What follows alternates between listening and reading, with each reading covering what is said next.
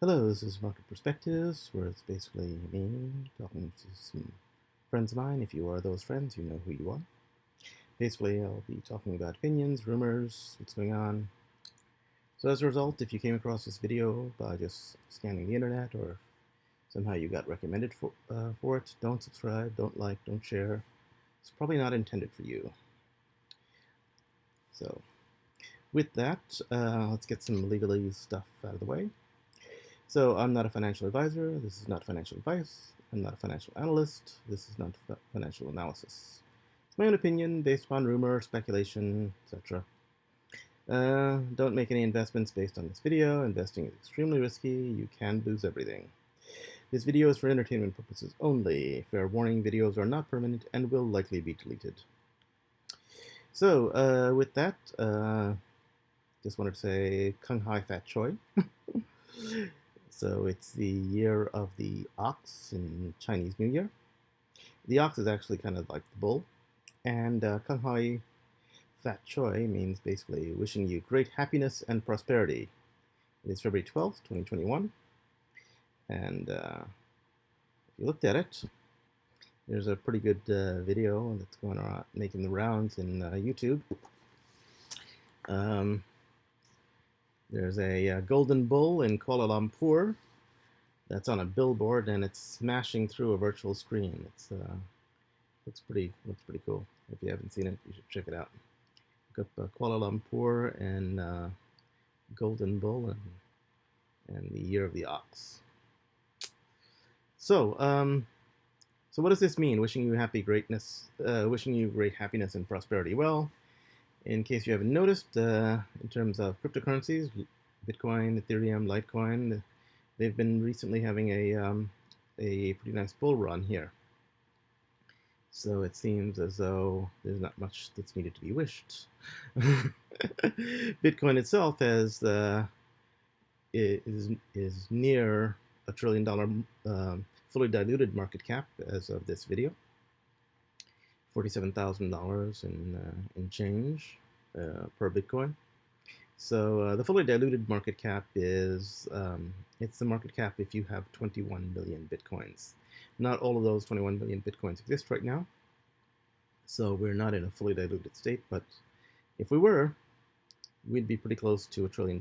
And in fact, a few days ago or something, it actually exceeded $1 trillion, popped back down, came back around. It's hovering around $1 trillion right now or so. So the big news, in case you haven't heard it, maybe you've been living under a rock, don't know, is that Elon Musk and Tesla have invested $1.5 billion with a B in Bitcoin. And they invested around a pretty high price point, 44,000. So, well, sorry, they invested around 30-something thousand actually, and they drove the price up to 44,000. So, yeah, it's pretty good. They made some gains on that after the announcement.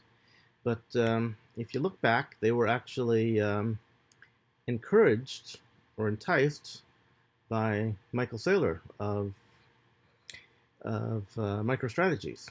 He says he issued a tweet to Elon Musk and said, "Hey, you want to do your shareholders a favor? Convert some of your balance sheet in Tesla into Bitcoin, because that's what Michael Saylor did for MicroStrategies. He actually converted a little over $1.2 billion of his balance. Well, he started with about $575 million of his cash that was just floating around in a bank into Bitcoin directly, and then he went out and he took he opened up a convertible note or a bond, raised another 600 million or so, and he invested that into Bitcoin. So, and he's been trying to convince other CEOs and other corporations to follow suit. It's paid off fairly well for him. He started investing in it back when it was around 10,000 or so, all the way up to about 10, 20,000 or so. Yeah. So it's paid off quite well.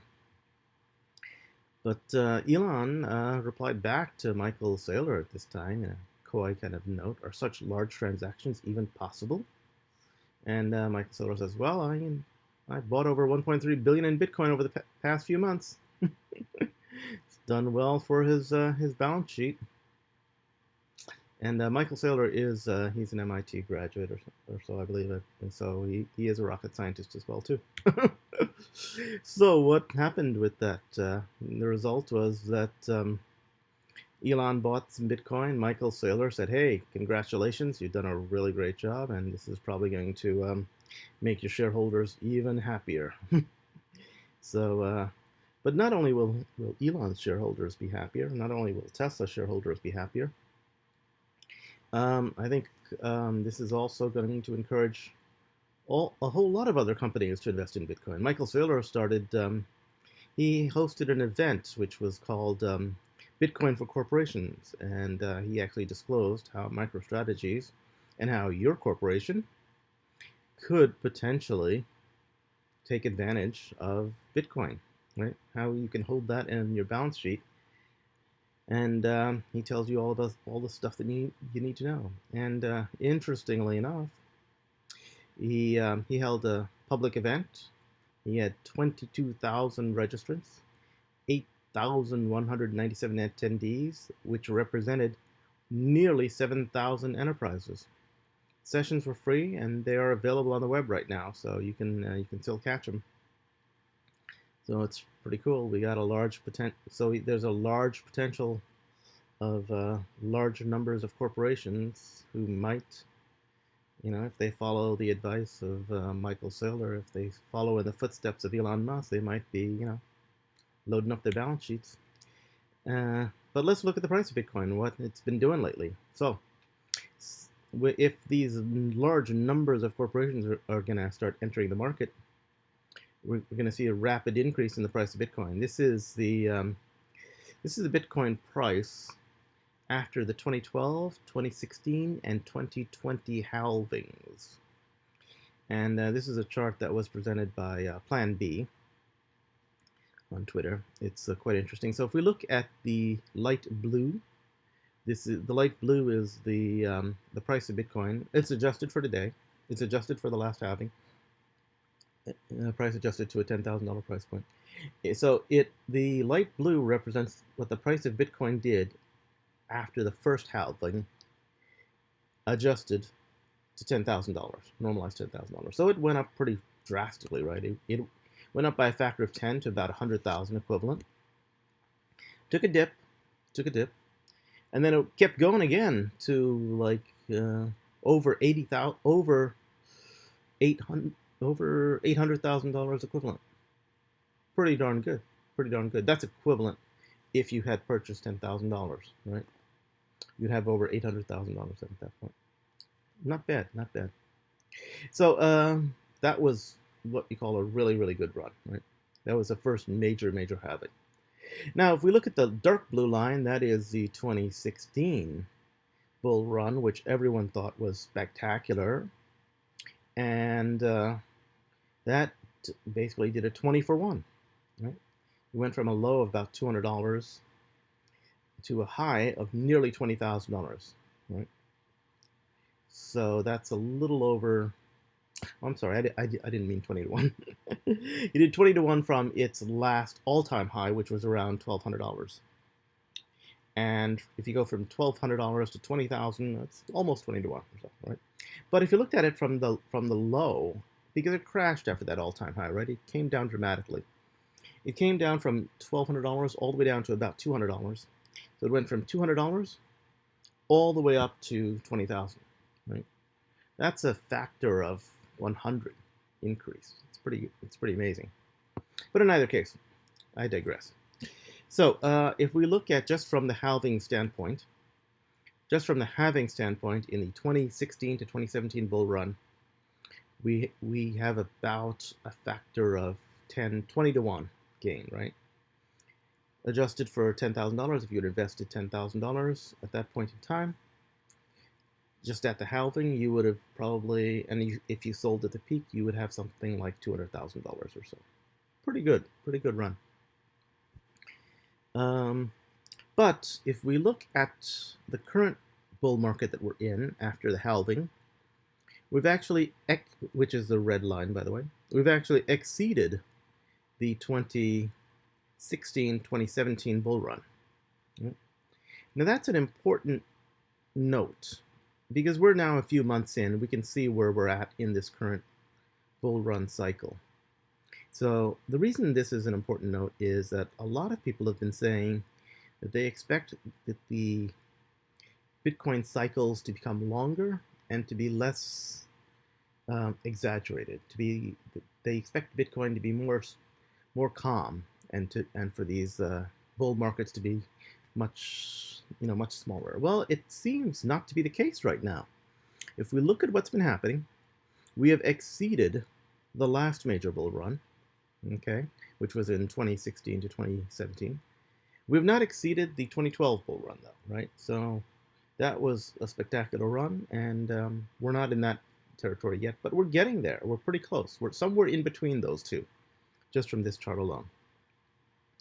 So we're somewhere in between. This is the actual tweet that Plan B had. He says we're somewhere in between 2012 and 2016. His stock to flow model predicts, which is the light green line, predicts an average price of around 100,000. That's after it's gotten through its peak and dropped back down to below. So he thinks it would oscillate, right, based on that stock to flow model. The stock to flow cross asset model, the S2FX, predicts a $288,000 average price after the peak.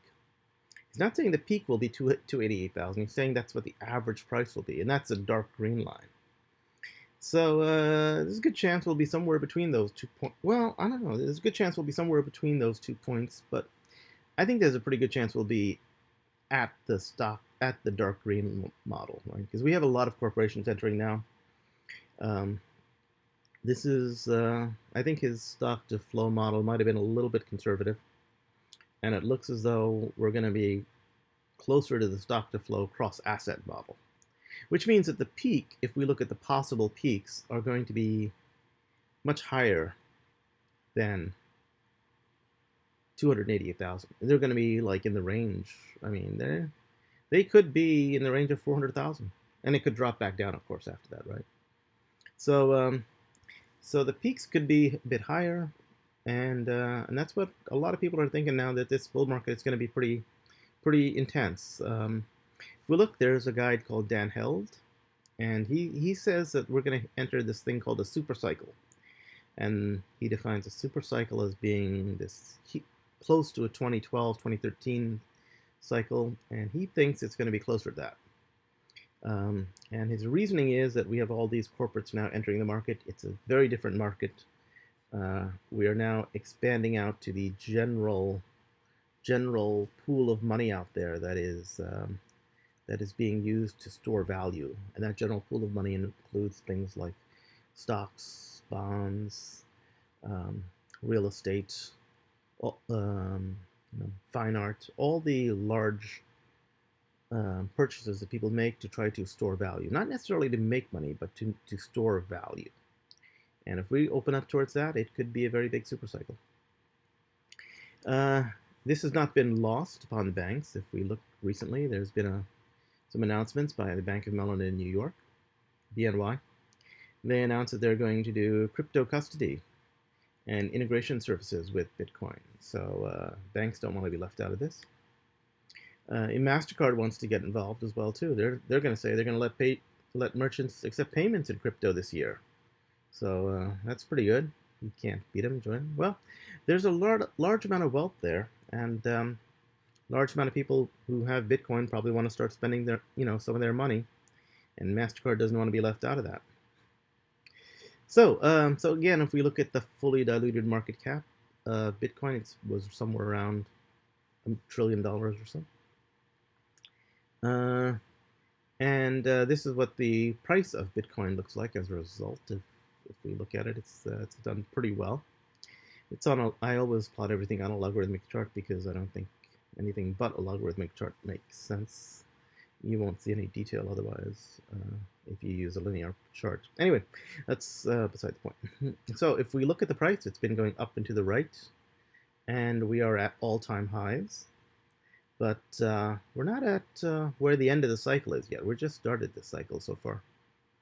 Again, this is a chart from Plan B. He's calling it unstoppable momentum. And if you look at it, this is a really interesting chart. It's multicolored momentum. So the black line, we have a 20-week moving average, right? So the black line is always going to be trailing what the current price is. But the black line represents a floor, a bottom, to where price action can go. And if we look at the multicolored dots, they are a monthly chart of where the price of Bitcoin is closing in the month.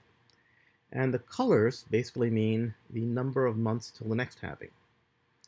So the halving itself occurs when you have a transition from blue to red. So the blue to red transition is when the halving occurs, and that is the maximum number of months you'll have till the next halving.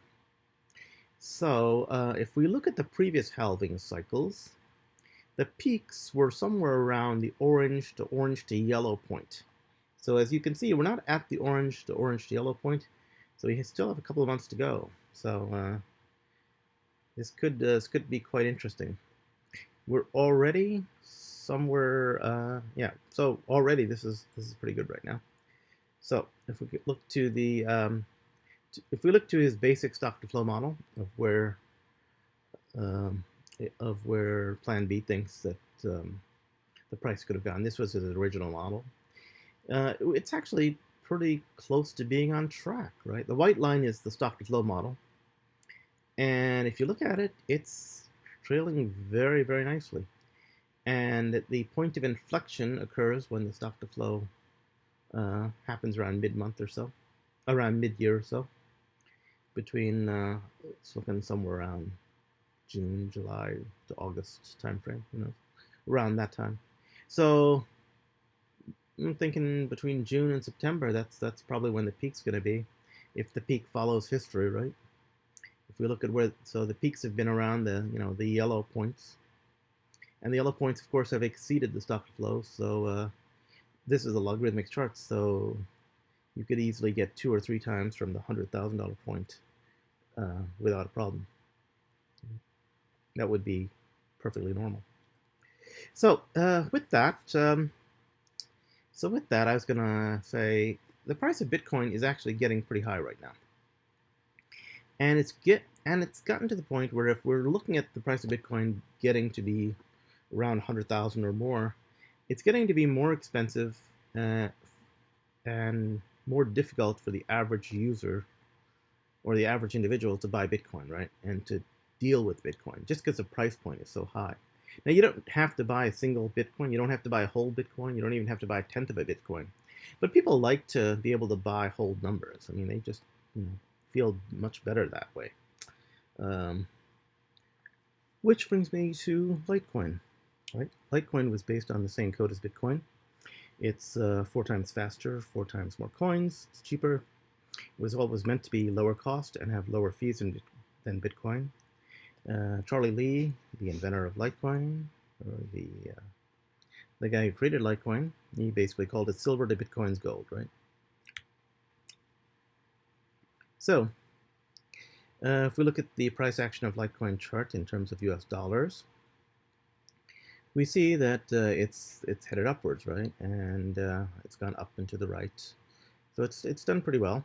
It's certainly been rising rapidly.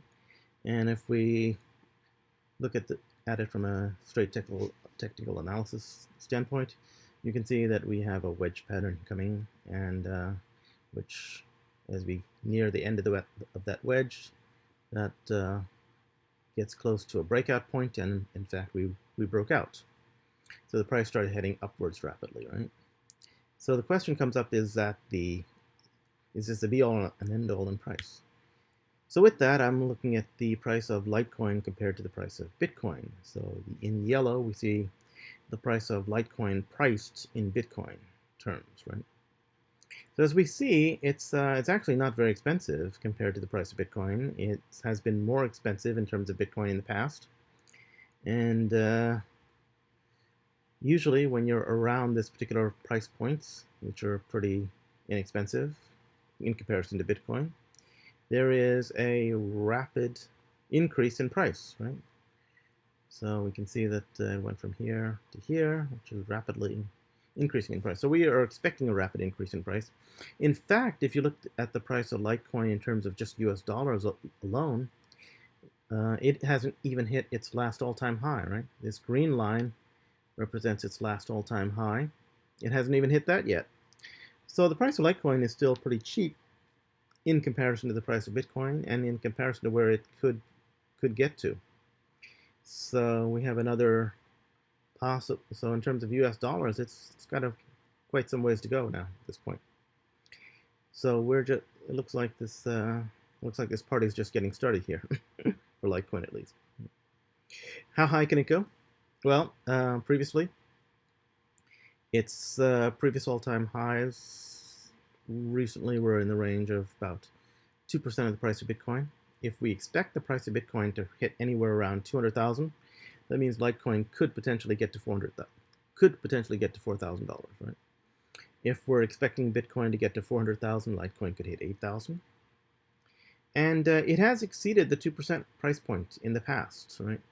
And we have some new features coming out in Litecoin called Mimblewimble and a few other things, which make it quite possible that we might get better than 2% of the Bitcoin price.